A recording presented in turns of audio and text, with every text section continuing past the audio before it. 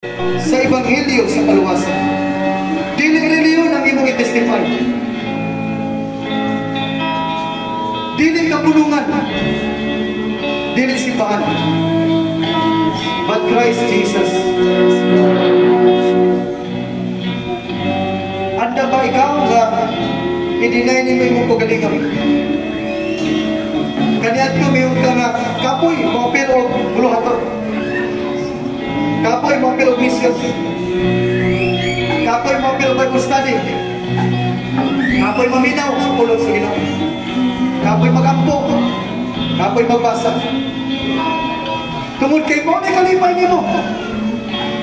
Malipay ka nga ni masimba. Malipay ka ni mubasa. Malipay ka nga di magampo. Apan karon kung naka-decide ka nga mga lagad sa Ginoo, anda pa ka nga i-deny ni mo yung mag-serve.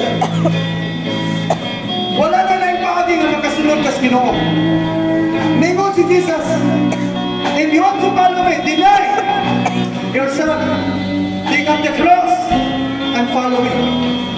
Dili ka kapalo ni Jesus. Gawas lang kung willing ka mo deny. Naghikan ka ron, muhimo kang intentional na decision. Na from today, Ginoo, tabangi ko na gusto na ko magbasa sa mga Bible. Gusto na ko musimba kada Domingo. Gusto na ko na magpagamit. Gusto na ko na magtuon sa mong polo. Higala ko, ayaw sayang ang imong tuig. Kaya kung magkinabuhi ka din sa kalibutan, wala sayang kabubuton. Ikaw mo'y naghimong peligro sa imong kinabuhi. O sa ako mo challenge ka nimo, ayaw sayang na imong mga adlaw, mga bulan, mga katuigan, na nagkinabuhi lang ka sa kalibutan, sa samarang routine, mga mukaon, mulaan, maglipay-lipas. Ang tanan imong gibuhat daw para na sa imong kaugalingon nga interes. Interes na sa imong kaugalingon nga timuha o pangalan. Apan igsoon, you have to believe right now that the coming of the Lord Jesus is at hand. His coming is very imminent. He's coming any moment from now. Now, pagpatana ka ron, unsa ka kaandap. Pwede ba itaas na ito mga kamay? Gusto kong maandap ay suot. Wala ko pangandap. Naghanda ka maandap. Kitang tanan. Mahimot daw kabinan sa Ginoo. Wala na yung paagi. It's by simply making a covenant. It is between you and God. You have to surrender your life. Give your hearts to Jesus. I-dedicate mo kinabuhi. Accept Jesus as your Lord and Savior. Naninig ako rasa na ron. Nirikumbinsan ko ang pinagin. Mahimot ang pag-igsaad sa Ginoo. Naghikan ka ron. Magpatunda o seryoso na pagpangalagad sa Ginoo. Hallelujah. Pinipagpapal mo na ito. Hindi ka simple nga covenant. Usa ka simpleng pag-ampok. Buhata sa kinasigtas. The Bible says, if you confess with your mouth that Jesus is Lord and believe with all your heart that Jesus raised from the grave, then you shall be saved. The only guarantee for salvation is by simply believing Jesus with all your heart and accepting Him as your Lord and Savior. Now raise your hands. Pray after me, Lord Jesus. Ako malikot. In the Lord Jesus. Lord Jesus. Magahimo kong pag-isaad kanimo. Saad ka nila. Gikan karon. Gikan karon. Ato malikot. Gikan karon. Gikan karon. Akong gihalag nimo. Akong gihalan. Ang nahibilin akong kinabuhi. Akong lawas. Lawas. Kalag. O Espiritu. Tuguti Lord Jesus. Tuguti Lord Jesus. Nagikan karon. Gikan karon. Ikaw na'y magharik sa akong kasigtasan. May magharig sa akong kasigtasan. Sangkapi ko sa imong balang Espiritu. Sangkapi ko sa balang Espiritu. Nga mualagad ko kanimo. Nga adunay gahom. Nga makapadayon ko Makalahutay ko. Taliwanag sa mga pagsulay sa kinabuhi. Apan pinagi sa imong grasya, makapadayon ko. Makalahutay ko. Salamat Lord Jesus. Salamat, Lord Jesus. Makigsaad ko kanimo karon. Kiksaan ko kanimo. Na kining nahibilan na kong kinabuhi, Hindi na yung kong kinabuhi. alam lang kini kanimo. Buhaton na kong tanan. Dili sa ako ang interes. Release. Dili sa ako ang kalipay. Apan alam sa imong himaya. Salamat Lord Jesus. Gamit na ko. Gikan karon. Hantod sa imong pagpala. Salamat Lord Jesus. Sa tubag sa mga pag-ampo. Kining tanan, ako gipangayo sa ngalan ni Jesus. Amen. Let's continue to sing a song. Hallelujah. Now, hindi pwede kayo kung alam ninyo.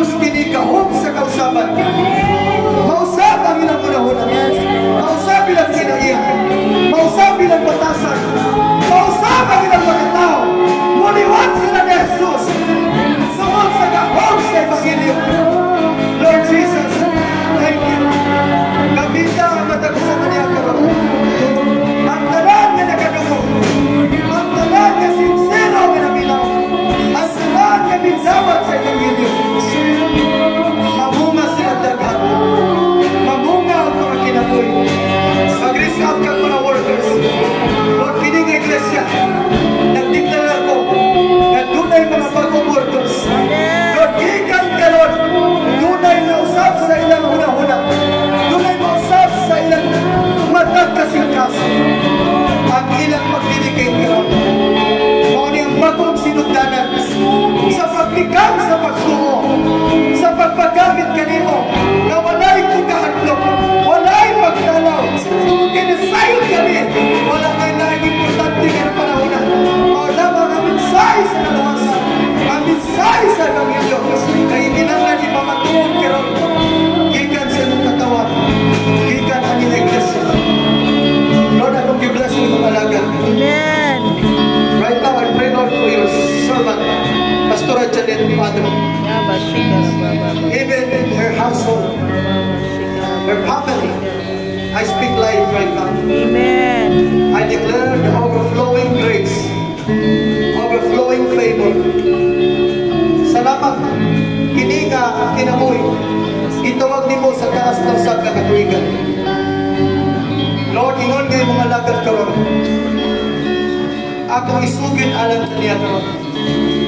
Ang mga bagong butang, mga maayong butang, mga kahibulungang butang. Kanina kinabuhi, Lord, man siya palimalagay. Ngunit pinasahi nga gasa ng imong ihatag kanila. Amen. Gasa Ginoo nga daghan ang mga benepisyo. Amen. Daghang malipat. Ako ning isugin silang kinabuhi. Right now, Father, release the anointing like never before. The anointing that will change everything. In the mighty name of Jesus. In the name of Jesus Christ. Lord, increase her faith. Increase her dimension. Increase the level of faith. In the name of Jesus. Increase her understanding. Increase her ability. Increase her wisdom. In the name of Jesus. You're going to anoint her leadership. In the name of Jesus. Nagkinig ang leadership, Ginoo. Muhatod og dagkong kadungganan sa mga lahat. Yes, Lord. Mukabot og daghang mga kalag. Mga potential, mga bagong kinabuhi. In the name of Jesus. Salamat, Ginoo. Na tunay ampling langit anang ini nga pamilya. O kini nga oportunidad. Kini nga oportunidad sa dagkong mahanding pabor panalangin. Na munagaya kini nga tos tibok kongregasyon. In the name of Jesus, the oil of abundance, releasing upon her, O God, from the top of her head down to the sole of her feet. Amen. Right now, release Yes, the anointing Lord oil, Jesus. the oil of abundance. In the name of Jesus, receive it. Amen. Thank you, God. Thank you, Lord. And I release right now, Lord, the anointing upon the congregation. The anointing of abundance, increasing of their faith, dedication, submission, and even their loves towards you. Imuha ang ilang buka, kasimuin ka ng kalimus. Walay mo atras, walay magluya-luya, walay magtinabulan, walay may magtuwa-tuwa. Apan sa ilang disugsan karon, sa tikang sa pagalagan, atong sa imong pagbalik. Ang atong pag-ampo, ang matagpanimalay, matagpamilya,